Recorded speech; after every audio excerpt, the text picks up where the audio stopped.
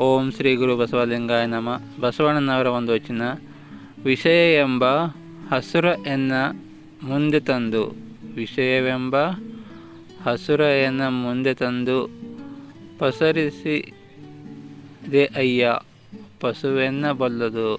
ಪಸರಿಸಿದೆ ಅಯ್ಯ ಪಶುವೆನ್ನಬಲ್ಲದು.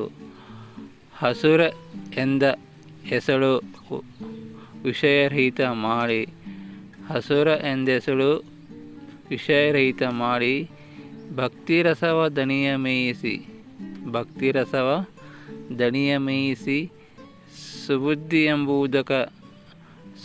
ಎಂಬ ಉದಕವನೆರೆದು ನೋಡಿ ಸಲಹೆಯ ಕೂಡಲ ಸಂಗಮ ದೇವ.